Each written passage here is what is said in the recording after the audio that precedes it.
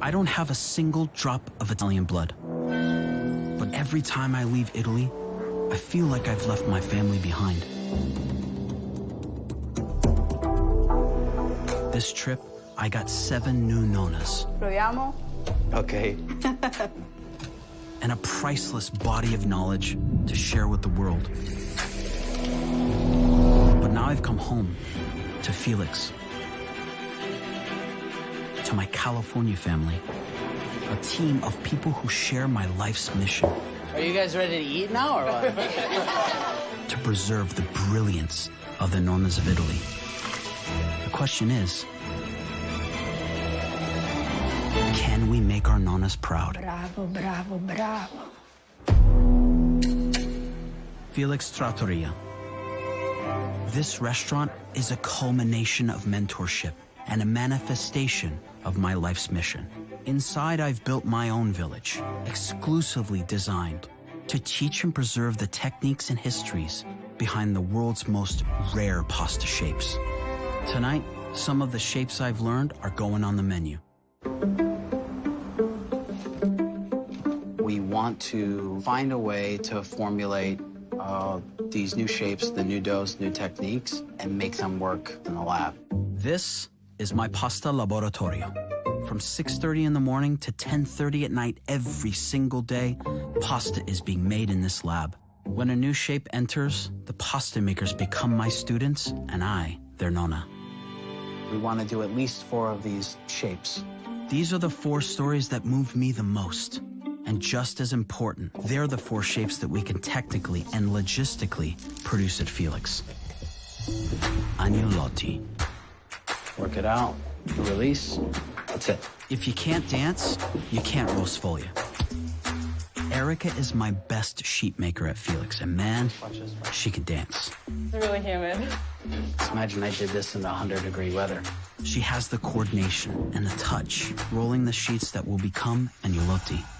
We've obviously done this shape in different sizes, but we're gonna do Gemma sizing. Oh, Okay? Like tiny. tiny, tiny baby.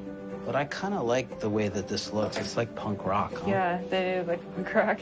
They look like a spiked leather jacket. It took me 10 years to feel ready to put agnolotti on the menu. And now, thanks to Gemma, it's time. Rascatieri. I'm having Danny make the rascatieri. All right, so check it out. We want snake. Danny's a natural. He grew up in the restaurant business in New York. He's a big guy with a delicate touch when handling dough.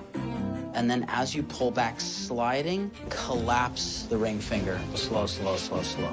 I look like you're trying to choke somebody out, bro. I swear to God. This shape is ridiculously tricky to master. You're stopping too short. Yeah, it ripped. All right, let's try again. Only a few people in the world know how to make rascatieri. There you go. Slide, slide, slide. Perfect, perfect. And now that list includes me and Danny. That's what it's all about. Strangled. Christina absolutely blew me away with this extraordinary gift. So I'm entrusting that gift and this shape to PJ. Chef, do you have a photo of hers? You can see how fine that is. Oh, wow. No joke, PJ used to work for Apple before he came to me wanting to learn how to make pasta.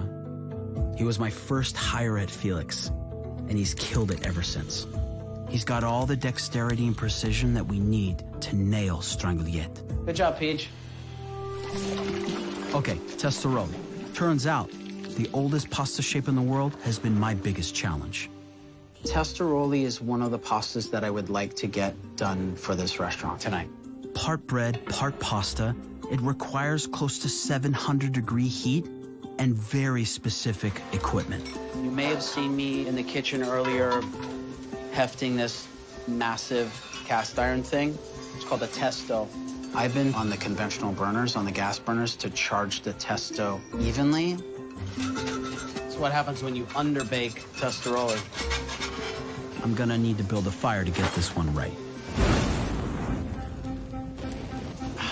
We can test with the gun. Here we go.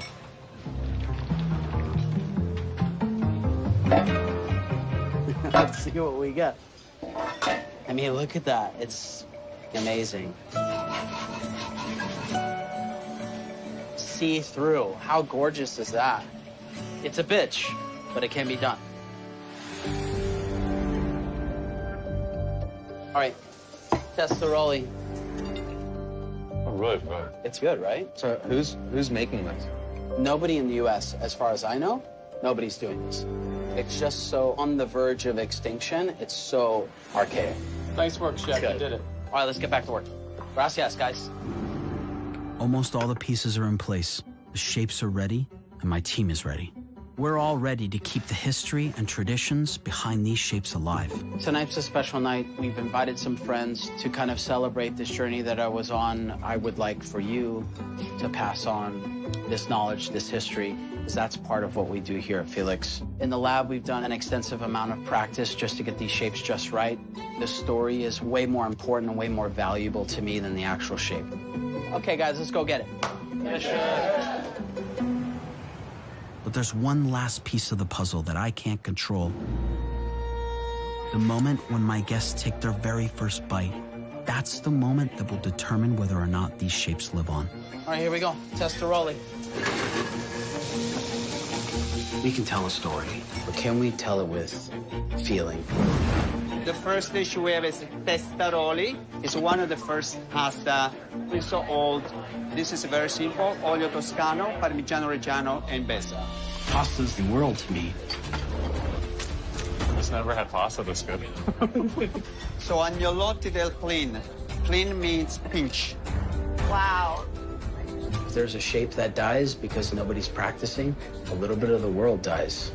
That's real shit. That's really, really, truly how I feel about it. Okay, Tragliette is next. So I need pomo, I need basil, I need ricotta salata. When we preserve our culinary traditions, we preserve what matters to us most. Family. The stragole. And bring something special because Evan is very attached to this. He was very emotional. It was given to Evan in Calabria. It's called pettine. Pettine means brush. And this is over 200 years old. Almost there. They're almost cool. All right, here we go. The next one's the big one. It will take the rest of my life to barely even scratch the surface of the things that have been forgotten.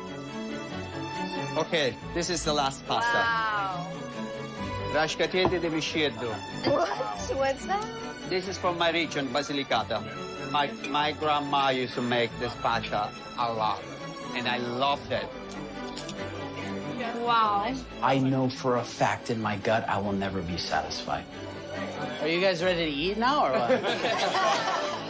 Because I'll know to the day that I die and I take my last breath, there's always going to be another pasta. A toast to pasta. Cheers. And there's one more story that I could tell.